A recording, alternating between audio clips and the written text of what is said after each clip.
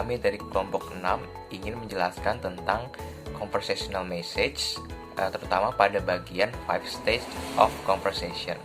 Nah, jadi ada 5 stage of conversation atau 5 tahapan model percakapan, yaitu yang pertama ada opening.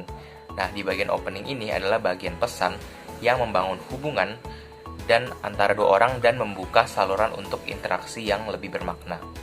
Opening atau pembukaan biasanya diawali dengan salam seperti ucapan hai, selamat pagi, atau juga bisa cuacanya hari ini bagus ya, dan lain sebagainya.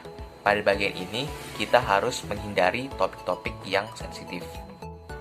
Selanjutnya yang kedua ada feed forward. Pada tahapan ini, kita memberikan preview ide yang bersifat general atau umum yang akan menjadi fokus pembicaraan kita ke depannya. Contohnya seperti, kamu tahu nggak sih apa yang terjadi di kelas kemarin? Nah, pada bagian feed forward ini juga dapat digabung dengan bagian opening. Dan ketiga, berikutnya ada bisnis. Nah, di tahapan bisnis ini adalah tahapan yang sudah fokus kepada topik pembicaraan yang akan dibahas.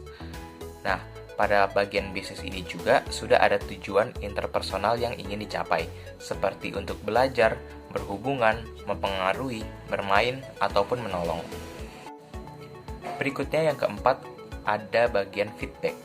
Feedback adalah bagian yang berisi umpan balik dari percakapan sebelumnya. Nah, di feedback ini ada 5 dimensi yang bisa kita pikirkan ketika kita ingin memberikan feedback.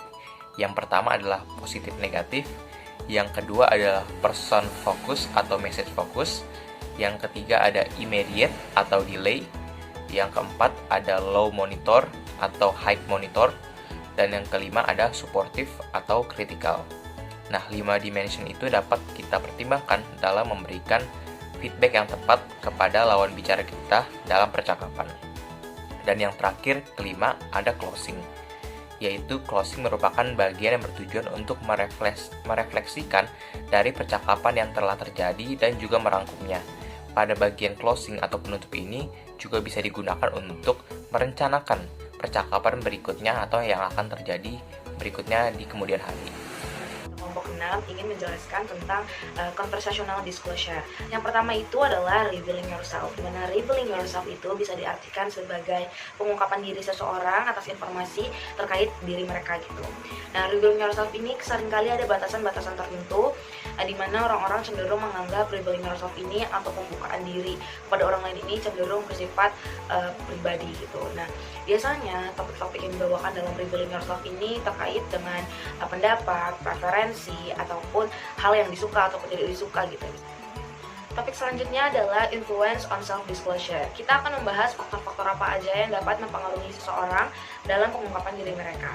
Nah, yang pertama itu adalah who you are. Sifat orang yang berbeda-beda juga dapat menentukan tingkat pengungkapan diri mereka. Biasanya orang-orang yang mempunyai sifat ramah, supel, dan ekstrovert cenderung jauh lebih nyaman mengkomunikasikan diri mereka kepada orang lain, sehingga tingkat pengungkapan diri mereka jauh lebih tinggi dibanding dengan orang-orang introvert yang hanya nyaman berbicara atau berkomunikasi dengan orang-orang tertentu saja. Yang kedua itu adalah your culture. Budaya yang berbeda-beda di belahan dunia juga dapat mempengaruhi tingkat pengungkapan diri seseorang. Nah, salah satu contohnya itu di Amerika menganggap pengungkapan diri ini sebagai hal yang lumrah ataupun wajar dilakukan, sedangkan di wilayah Jepang, Inggris, dan Jerman menganggap pengungkapan diri ini sebagai hal yang jarang dilakukan dan bersifat pribadi. Selanjutnya adalah your gender. Berdasarkan penelitian, perempuan dinilai berbicara jauh lebih banyak dibandingkan laki-laki. Perempuan juga dapat mengekspresikan apa yang mereka rasakan dengan baik, sehingga tingkat pengungkapan diri perempuan jauh lebih tinggi dibandingkan laki-laki. Selanjutnya adalah your listener. Pendengar akan jauh lebih terbuka jika pendengarnya adalah orang-orang yang mereka percaya, mereka dekat, dan mereka merasa nyaman, sehingga tingkat keterbukaan orang tersebut akan jauh lebih tinggi. Selanjutnya adalah your topic. Topik-topik yang sensitif juga akan menurunkan pengungkapan diri seseorang. Biasanya orang-orang akan menghindari topik-topik yang berbau tentang konflik keluarga, percintaan mereka, serta masalah perekonomian mereka. Yang selanjutnya adalah your media. Media yang digunakan dalam pengungkapan diri seseorang akan juga mempengaruhi tingkat keterbukaan seseorang. Biasanya orang yang extrovert cenderung lebih menggunakan media dengan komunikasi langsung, sedangkan orang introvert jauh lebih suka menggunakan media-media melalui internet ataupun platform sosial media tertentu dalam rangka proses pengungkapan diri mereka. Nah, jadi dalam self disclosure itu ada yang namanya rewards dan ada juga yang namanya dangers. Rewards itu apa yang kamu dapetin. Nah, dalam rewards itu ada 4 poin.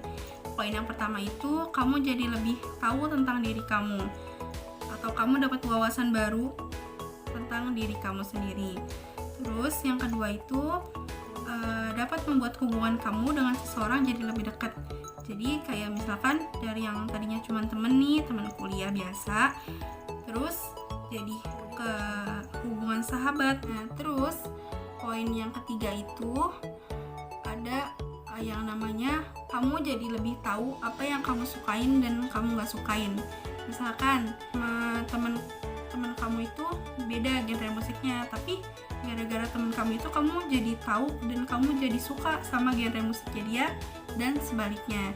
Terus poin yang keempat itu ada orang yang melakukan self disclosure itu akan rentan terkena penyakit.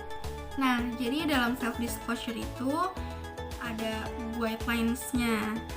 Baik kamu sebagai yang mau self disclosure atau kamu sebagai pendengar. Yang pertama itu ada jadi kamu ungkapin motivasi yang sesuai, terus kamu juga ungkapinnya itu sesuai konteks juga.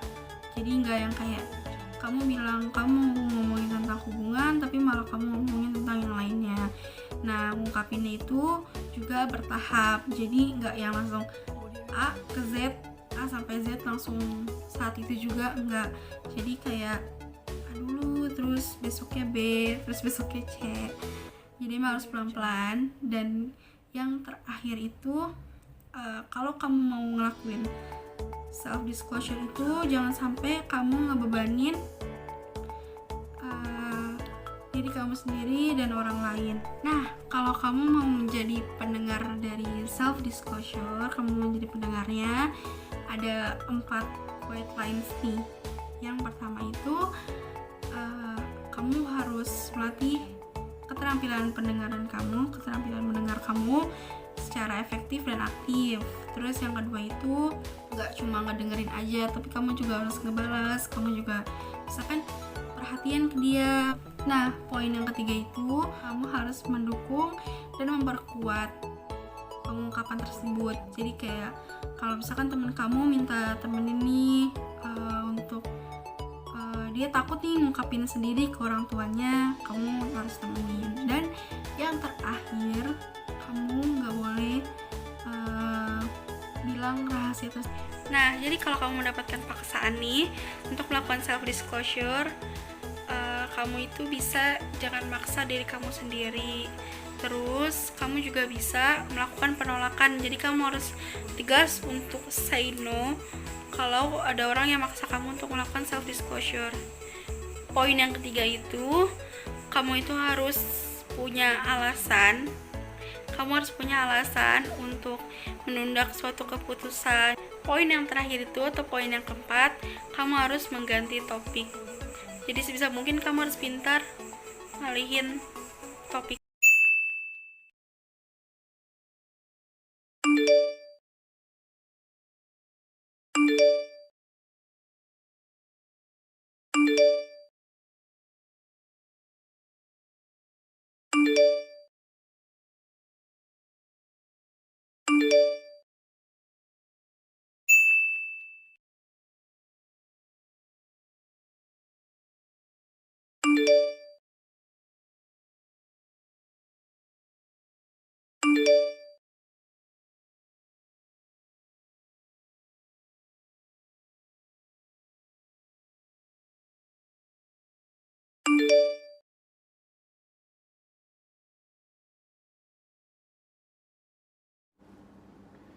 Telepon Amira ah.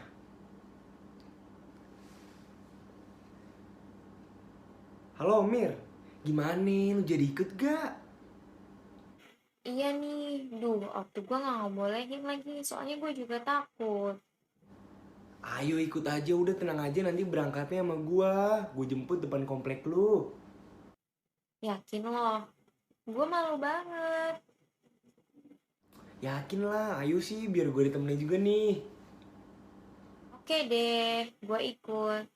Sip, gitu dong. Oke nih, teleponnya nanti lagi ya. Gue mau bantuin ortu gue dulu nih. Oke, siap. Besok gue jemput jam 10 pagi. Oke, gue tunggu ya besok. Bye Oni. Oke, bye Mir. Asik.